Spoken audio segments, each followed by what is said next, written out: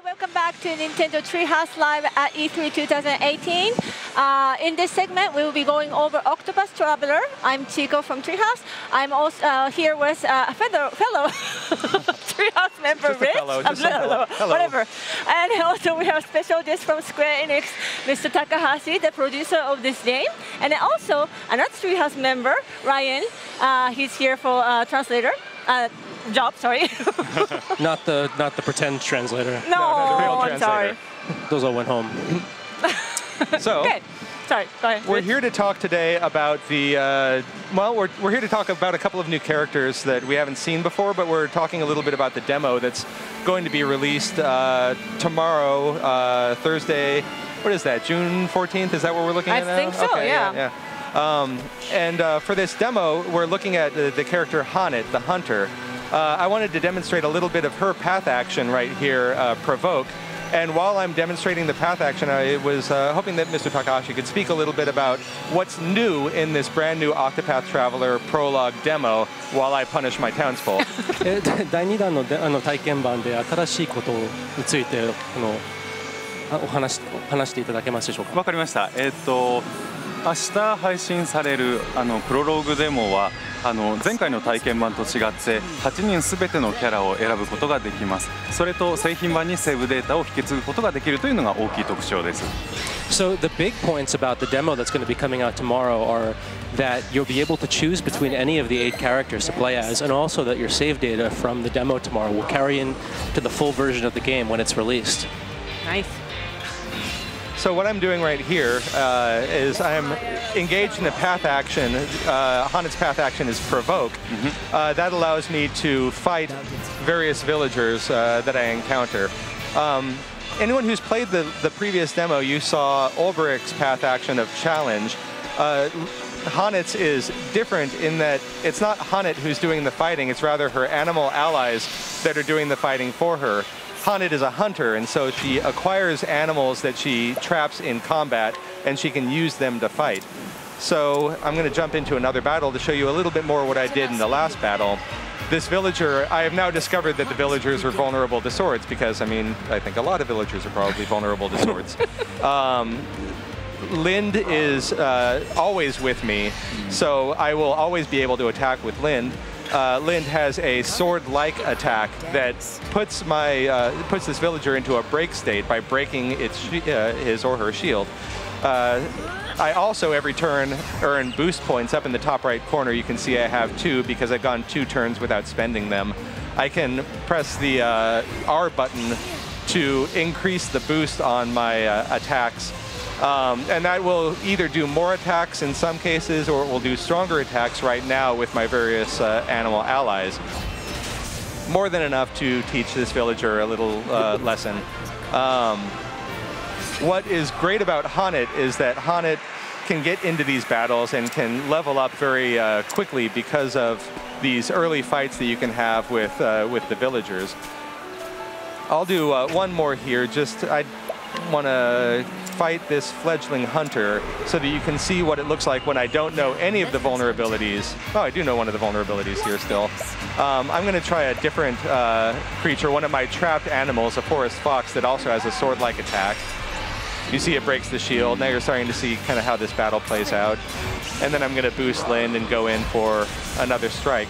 I have a limited number of uses of the other animals that I've trapped, so every time I summon them in battle, they're gonna, you're gonna deplete that by 1 use before you release the animal back into the wild.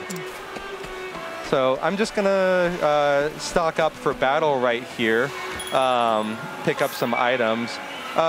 While I'm doing this, Mr. Takahashi, why don't you speak a little bit about what your role is on the game, so that people have a sense of what you did here. 買い物をしてるうちにちょっと高橋さんにこのオクトパストラベラーにどのように携わっていらっしゃいましたか、話していただけますでしょうか。はい、そうですね。どこにというよりも、プロデューサーとして全体に関わっていたんですけれども、そうですね。範囲とのシナリオにも関わっていますし、ゲームシステム全般に関わっています。So I don't know if it should be said like where I was actually involved, but I was involved in the creation of Hanet's scenario and also like the creation of all the scenarios in the game too. Yeah, and basically he's the producer, so he was Yes. overseeing everything, correct? Yes.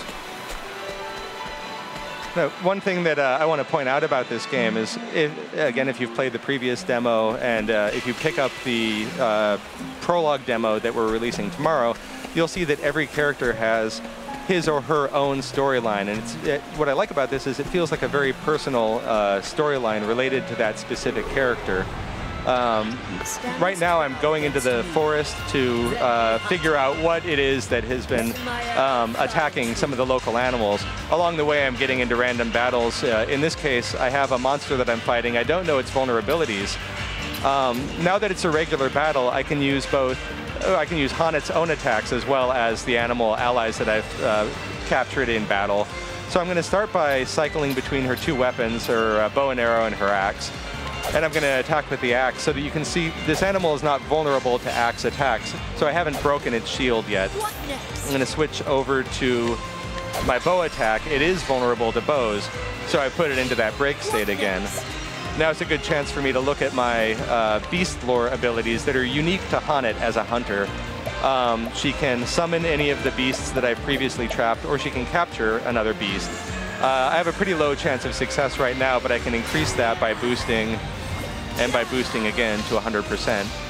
When I capture this one, I'm going to have the skill Slash, which is another sword-based attack. Yoink. And now that creature is going to show up in my captured animals list for summoning into battle. So as Rich was mentioning, each character have very deep story element to this game. In this game, usually when you play an RPG, there's an overarching, very epic, big story that you have to save the world or something. But in this one, of course, there's a storyline, but there's also individual characters' background story. You can learn about the character's personality and then their history and stuff like that. While Rich is playing, I was wondering if Mr. Takahashi can tell us like which of the 8 characters is your favorite? 高橋さんにキャラクターの8人の中で一番好きなキャラクターは誰ですか？それについてお話しいただけますか？そうですね、一人決めるのはちょっと難しいなと思います。Let's see. Well, I think it's a bit difficult to narrow it down to just to one person. ただそうですね、もちろんこのハイントも大好きですけれども、前の体験版でも出ていた剣士のオルベリックは一番最初に8キャラクターの中で出来上がったキャラクターなのですごい思い入れがあります。But I do like Hanet, whom you're playing as now, and I also like Olberic, the swordsman who appeared in the first demo that was released for this game, since he was the first of the 8 characters that we created for this game. So he means a lot to me. I have a lot of good memories around him. One thing to mention about Olberic and the difference between his path action and Hanet's. Olberic's path action, if you remember, was challenge. He could challenge people to combat. And then Hanet's is provoke. There are 2 different types of path action in this game. There's a rogue path action and then there's a noble path action. Would you take a moment to speak about the difference between rogue path actions and noble path actions as I skip this story scene and don't spoil the story for anyone? Okay. There we go. 邪道と正当の違いについて。そうですね、オルベリックの試合というコマンドはレベルがある程度上がっていないとできないことがあるんですけれども、その代わりリスクが何もないというコマンドです。それに代わってこのけしかけるというのはレベルに関係なく誰にでもできるんだけれども、失敗した時にちょっと人々との関係性が下がるというリスクがあるというものになっています。So with Olberic's challenge ability, you're able to challenge any townsperson you want as long as your level is high enough. And so, like, you only have a chance of losing, and that's the only risk that you take. But on the other hand, with Hanet's provoke ability, you can challenge anybody you like, but if you lose, you have a chance that your reputation with the town will decrease. So there is something to lose in that case. So rogue path actions have something at risk if you fail, but you can always do them against different characters if they permit that path action. Whereas noble path actions sometimes have a level cap about whether you can actually challenge a person or do another path action to them. But there's no risk associated with it. さっきからリッチさんすごいプレーが上手なので僕が何も言うことがないんですけれども I've been watching Rich play from before, and you're really good at this, so there's really nothing for me to say here. 今日はアットホームに友達の家でゲームをする感じでっていうふうに聞いていたのですごいリラックスして見ています。And I was told that when I came here today that I should approach Treehouse Live as, playing games as if I'm at home with friends. So I'm just sitting here relaxed, watching you go at it. That's good. I can do a lot worse. I mean, I can be way worse. See, I've got a status effect now. I can't see. So let's talk about status effects, why don't we? スタータス効果についての話に話を変えましょうか。全然どんどんプレイしてきてください。Just keep playing. Just keep playing? Okay, okay. Yes. Well, let's see. This is going to affect my ability to hit. It affects my accuracy. You can see I'm blind for a couple more turns, basically. In the top right corner, I have a count of 2 up there that tells me how many turns remain until I get my vision back. Fortunately, I was able to hit and put the enemy into a break state, so even though I can't see, I can still shoot. And kind of got through that successfully. I'm going to try to level up because I want to show one more. Oh, I can't leave a treasure chest behind. What am I thinking? That's money. Money counts. I'm going to try to level up a little bit more so that I can show off a bit of the progression system in this game, as you earn job points that you can spend to get skills that you can deploy in battle. I have these hunter skills right here. Oh, my mic just dropped. No, I'm cool. I have these hunter skills that I can deploy right here. Okay, this guy's vulnerable against arrows, and I have a rain of arrows, which is going to be pretty nice. This attacks random foes 5 to 8 times with a bow. There's only one foe, so it won't be that random. But this costs skill points for me to use.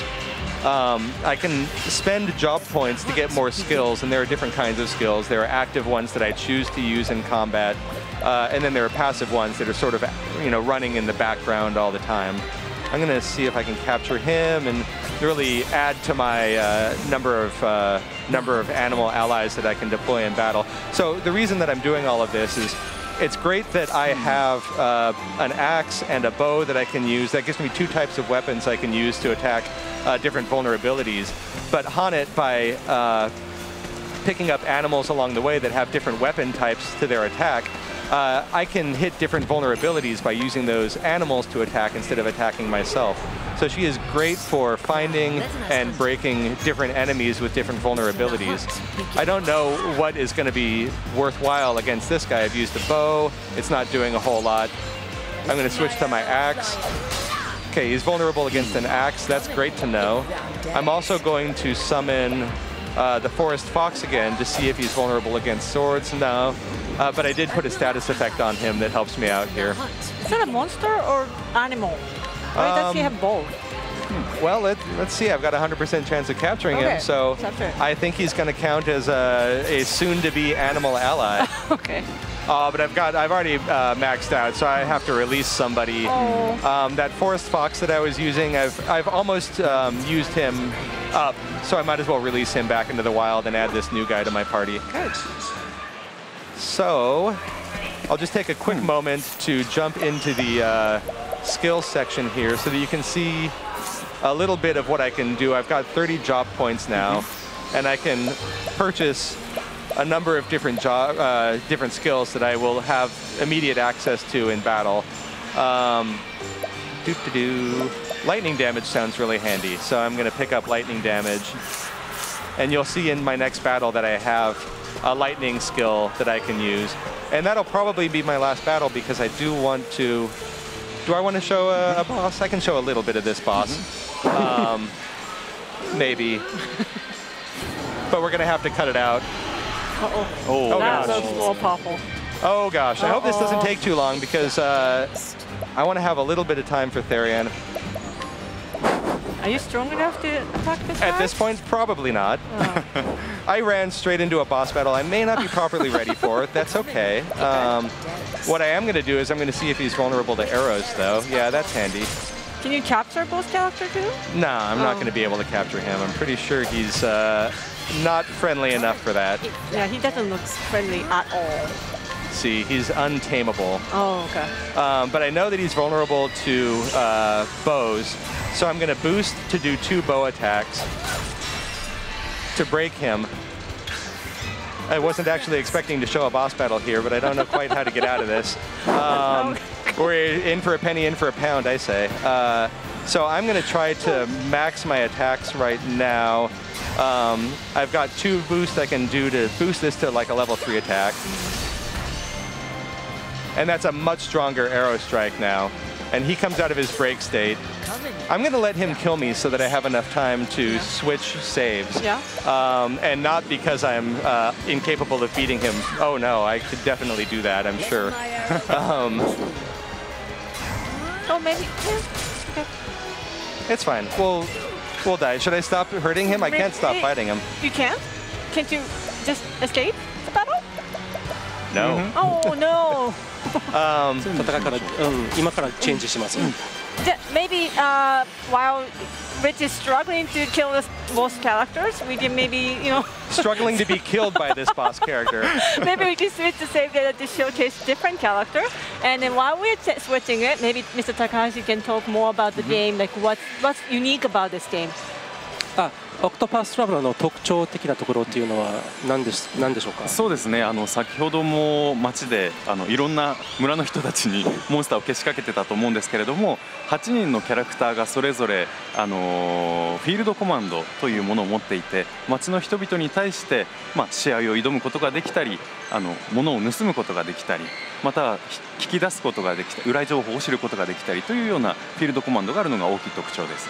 I think a big thing that's special about this game is, just as we were showing off before with Rich in the town using Provoke on the villagers for battles, is the way that you can interact with villagers in battle. In the town in this game. Each of the 8 characters has their own way of interacting with the townspeople, whether it's through provoking them to battle or gaining information from them. These are the kinds of things that you can do in this game, and that's something that's unique about it.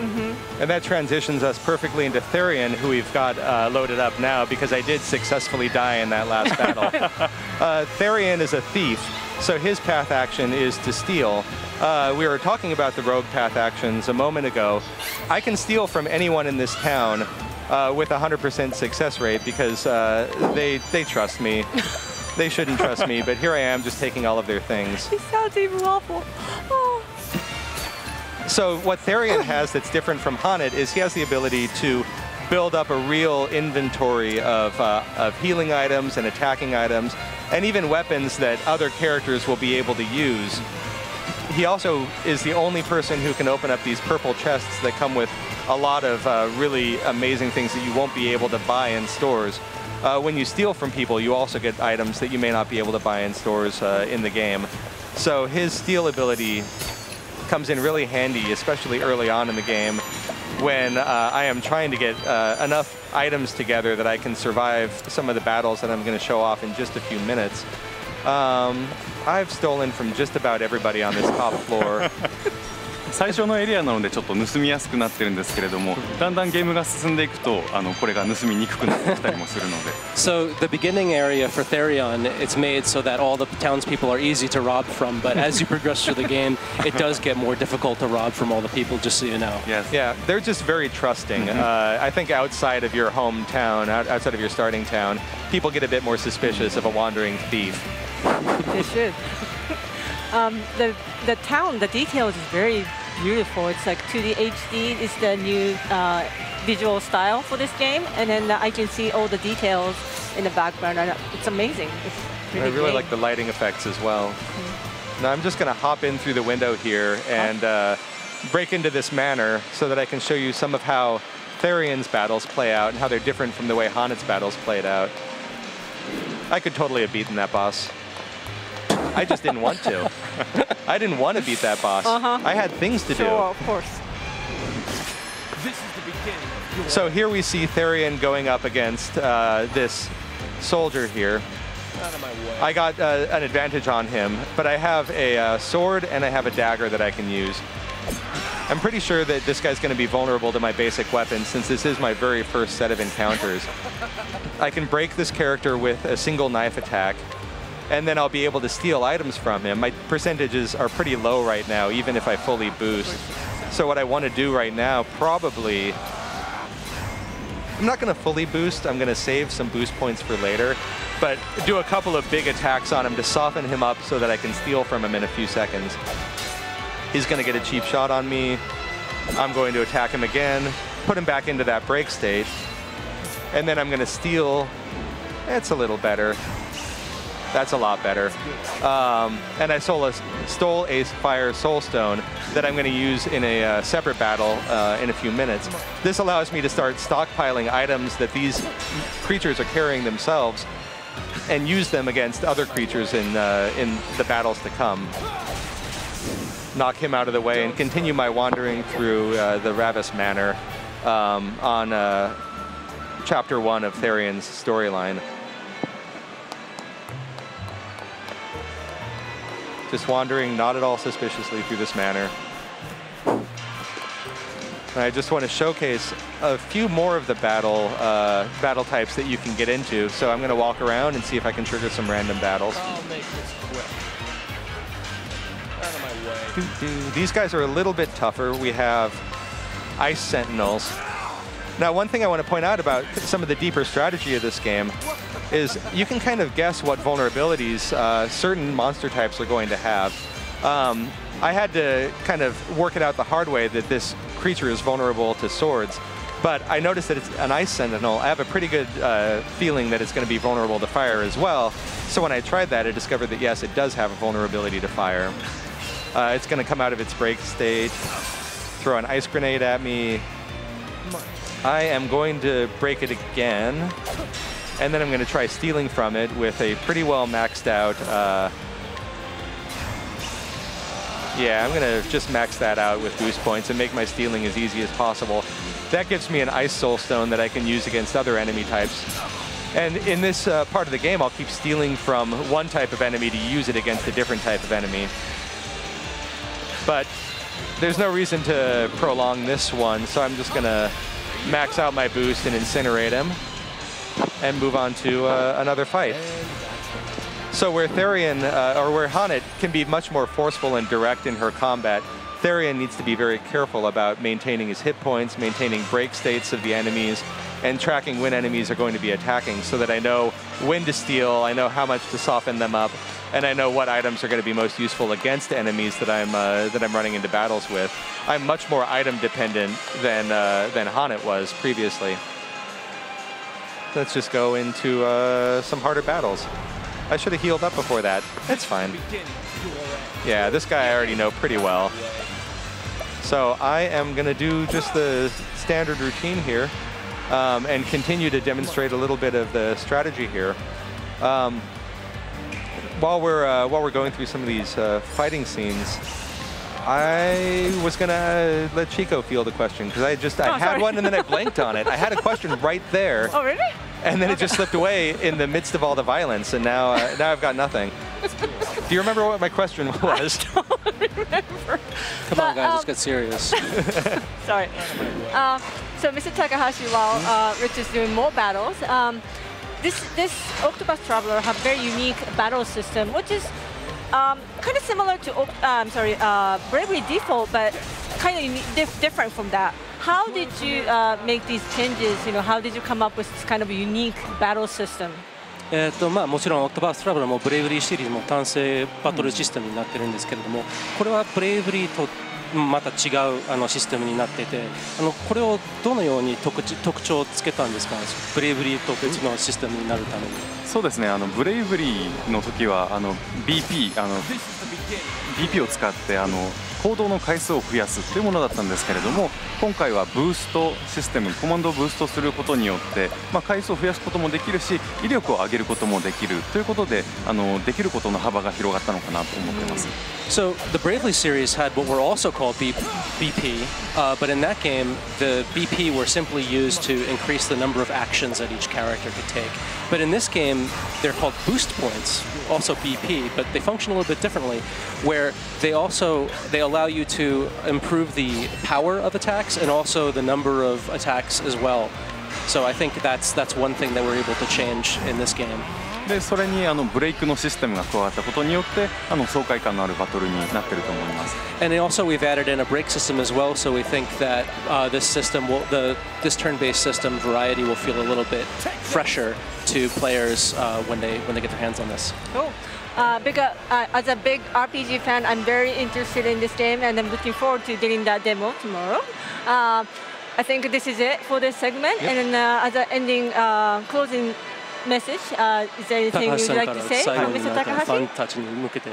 そうですね、新しい体験版、プロローグデモが、明日こちらの時間で明日の6月14日の朝、日本時間でいうと6月15日の深夜に配信が開始されます。